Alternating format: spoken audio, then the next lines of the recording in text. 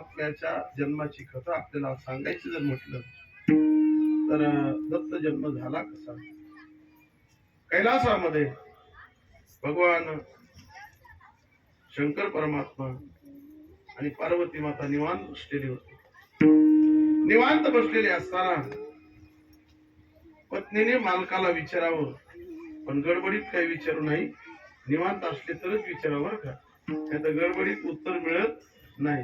जाऊ दे म्हणते, तुझं तसंच असतं, मी चाललोय कामाला, तुझं काय लावलंय. ती पुन्हा रुसवाफुगी होती.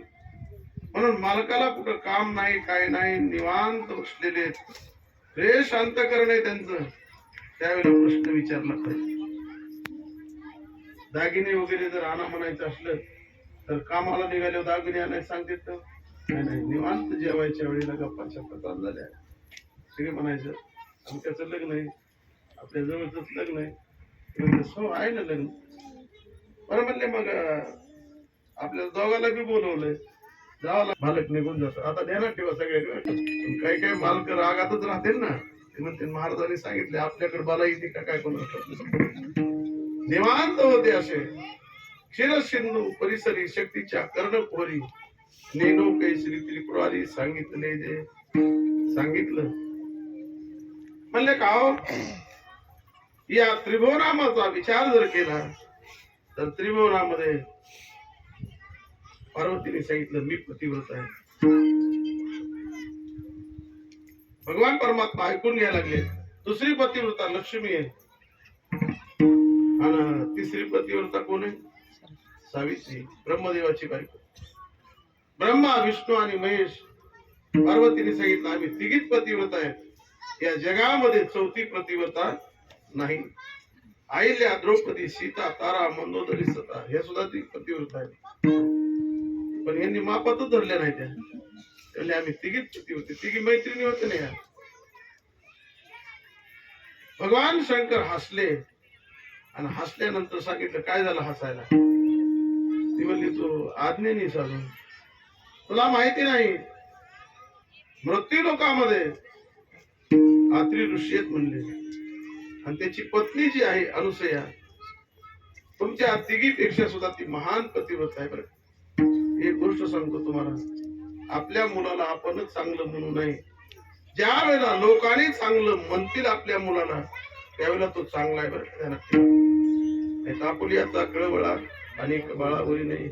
आपल्याचे चांगले गुण असले तर गुण घ्यावेत, पण आपल्यापेक्षा लोकांनी जर त्याचे गुण घेतले तर आपल्याला आनंद होतो की स्वतःच मला लागली मी पतिव्रत आहे, आम्ही तिघी पतिव्रत आहे.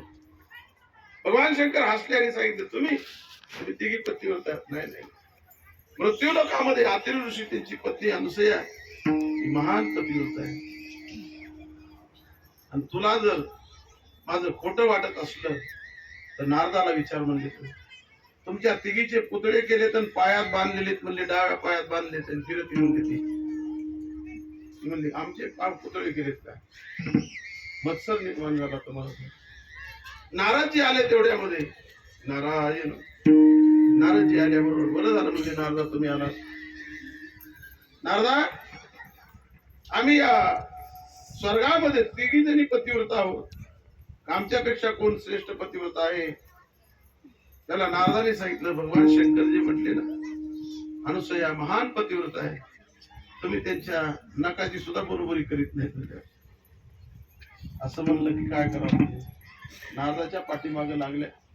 पार्वती मातेने सांगितलं नारदा तिचं पातिव्रत्य नष्ट कशाने होईल मला सांगा. जोपर्यंत पातिव्रत्य नष्ट होत नाही तोपर्यंत मी जेवण सुद्धा करणार नाही. नारदाने सांगितलं काहीच करायचं नाही, तुमच्या मालकाला त्या अनुसयेकडे पाठवायचं आणि पाठवल्यानंतर नग्न अवस्थेमध्ये भोजन मागायचं, तिचं पातिव्रत्य नष्ट होईल आणि मग तुम्ही जगामध्ये श्रेष्ठ ठरता. ठीक आहे. तिने लगेच फोन केला, हॅलो सावित्री कुठेस. ती म्हणली मी दत्त जयंतीला आलेली, कालीच्या किल्ला दत्त जयंती. लक्ष्मी आई साहेबाला फोन केला लगेच तिने. लक्ष्मी आई साहेब फोनच उचलला, लगेच मेसेज टाकला. सांगत दहा वेळेला तिने मेसेज केला लगेच, मी कीर्तनात तुला कळत नाही का. हा काय कीर्तन संपल्यानंतर विचारलं काय म्हणणं आहे. नाराज आले होते.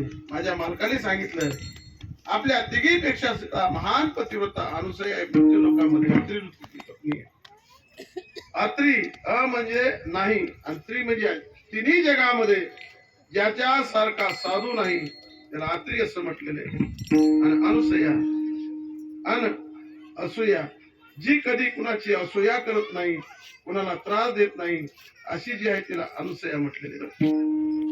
रे शांत करणारी राहणारी, सगळ्या सारखं प्रेम करणारी, सगळ्याचा मान सन्मान राखणारी तिला अनुसया म्हटले. महान पतिव्रता म्हटले ते आपल्याला दम निघणार नाही. नारदांनी सांगितलेलं आहे आपल्या आपल्या मालकाला सांगा आणि जाऊन काय करा, नग्न अवस्थेमध्ये पातिवृत्य नष्ट करा, म्हणजे आपण जगामध्ये श्रेष्ठ ठरतो. मला म्हणायचं दुसऱ्याची रेग पुसून काढण्यापेक्षा आपली रेग जर वाढवली, आपला अभ्यास वाढवला, आपलं दान वाढवलं, आपलं पुण्य जर वाढवलं, त्याच्यापेक्षा आपण मोठे होतो. पण कुणाच्या पुसायच्या भानगडी जर पडलो आपणच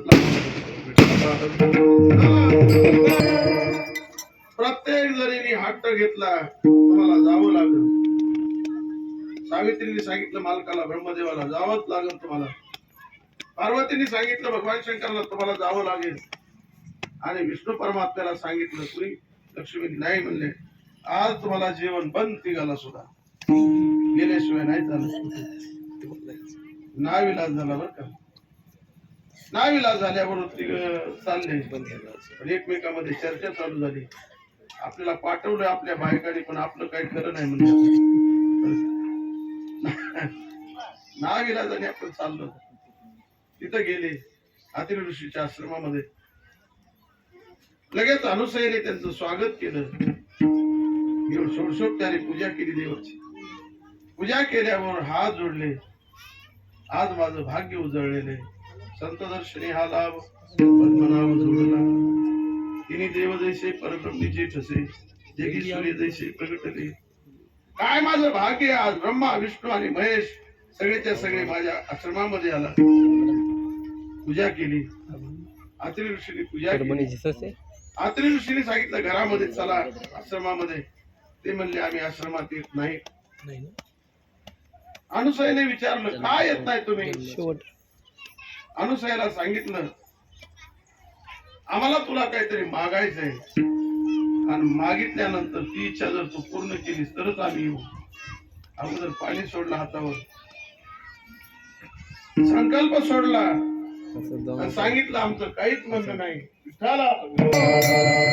सांगितलं आमचं काही म्हणणं नाही.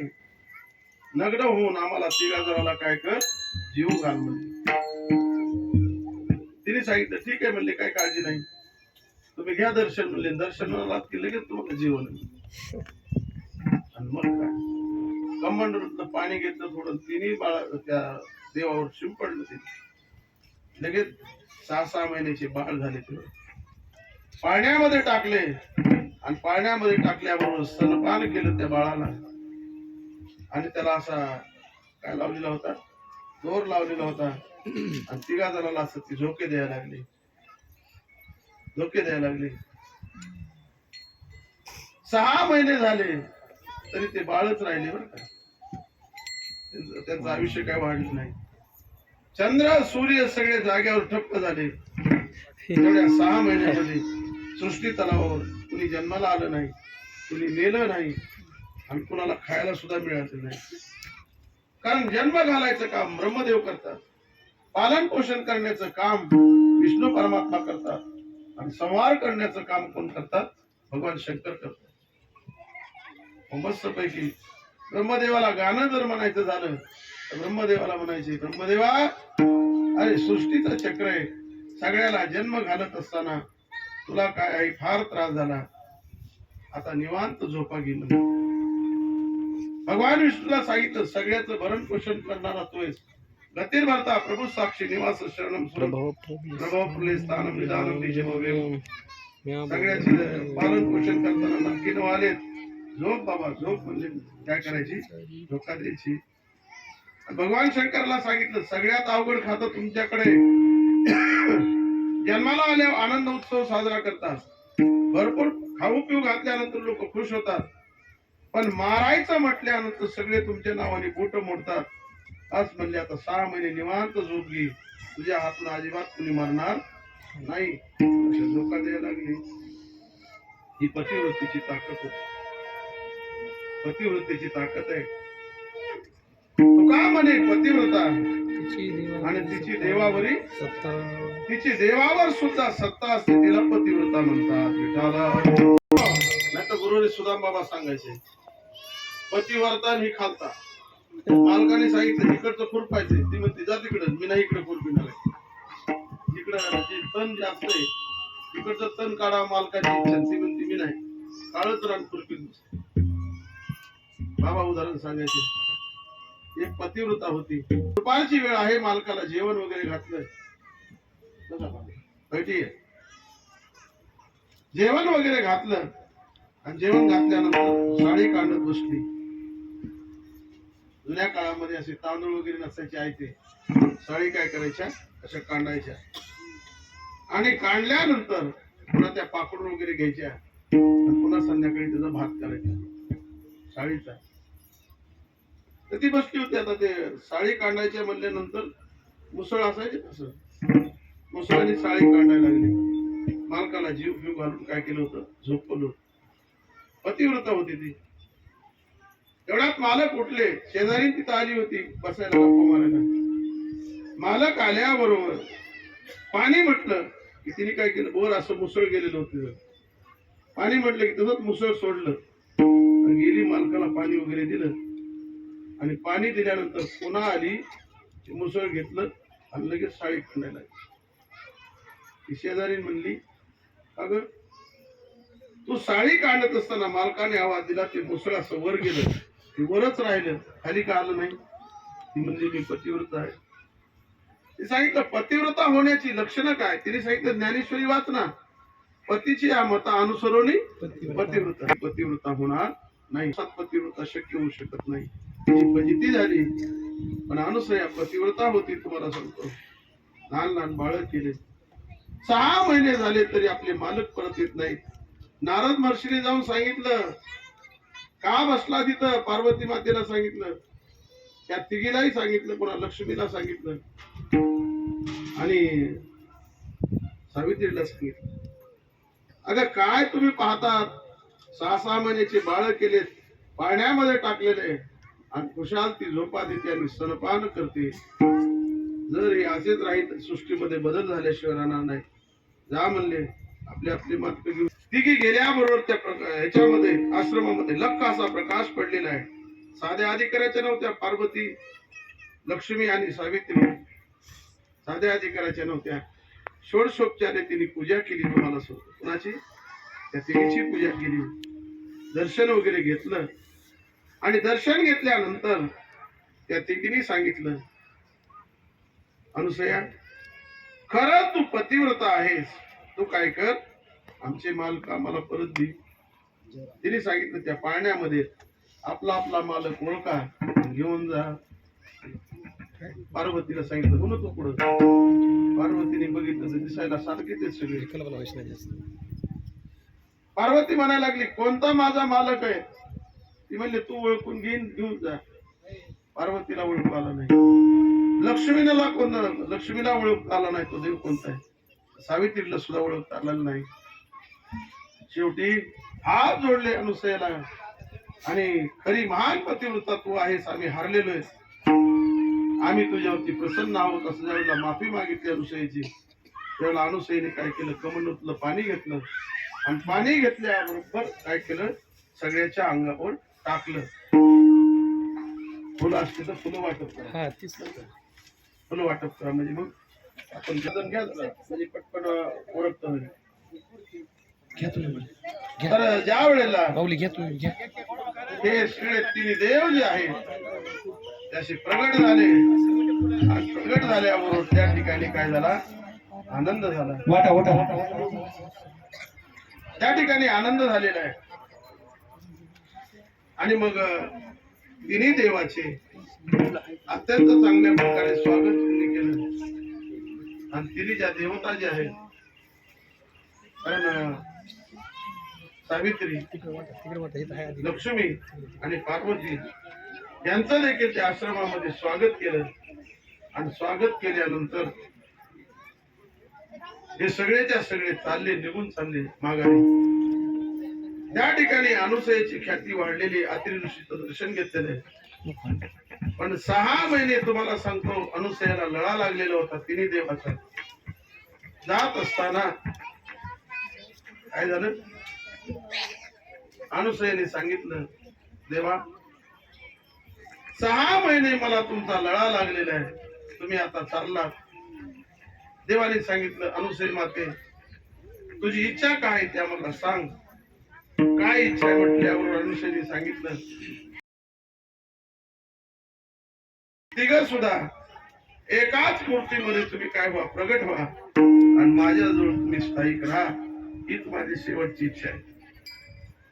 डोळ्यात पाणी आलं. अशी इच्छा प्रगट केली असं सांगितलं जातं. अनुसयाने ती इच्छा प्रगट केली.